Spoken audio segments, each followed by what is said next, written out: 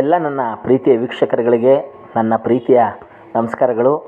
ಇತ್ತೀಚೆಗೆ ಬಿಡುಗಡೆಯಾದ ಕಾಂತಾರ ಚಾಪ್ಟರ್ 1 ಸಿನಿಮಾದ ಕನ್ನಡ ಸಂಸ್ಕೃತಿ ಮತ್ತು ದೇವರ ಭಕ್ತಿಗೆ ಆಧಾರವಾದ ಆಧ್ಯಾತ್ಮಿಕ ಕಥೆ.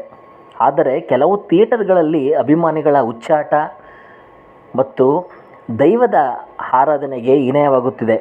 ಇದು ತುಳುನಾಡಿನ ಜನರ ಭಾವನೆಗೆ ಧಕ್ಕೆ ತರ್ತಾ ಇದೆ ಎಂದು ತುಳುಕೂಟದಿಂದ ರಿಷಬ್ ಶೆಟ್ಟಿಗೆ ಪತ್ರವನ್ನು ನೀಡಿದ್ದಾರಂತೆ. ಸಿನಿಮಾ ಒಂದು ಕಲಾತ್ಮಕ ಮಾಧ್ಯಮ, ಅದನ್ನು ಸಂತೋಷವಾಗಿ ಅನುಭವಿಸೋಣ.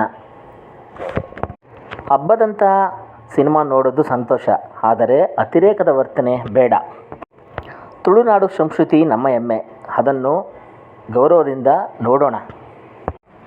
ಯಾರಾದರೂ ಥಿಯೇಟರ್ಗಳಲ್ಲಿ ಗಲಾಟೆ ಮಾಡ್ತಿದ್ರೆ ಅವರ ವಿರುದ್ಧ ಕಾನೂನು ಕ್ರಮಕ್ಕೂ ಅವಕಾಶವಿದೆ ಎಂದು ತುಳುಕೂಟ ಹೇಳಿದೆಯಂತೆ. ನಮ್ಮ ಅಭಿಮಾನವನ್ನು ಅಭಿಮಾನದಂತೆಯೇ ಇಟ್ಟುಕೊಳ್ಳೋಣ, ಹುಚ್ಚಾಟದಿಂದ ದೂರವಿಡೋಣ.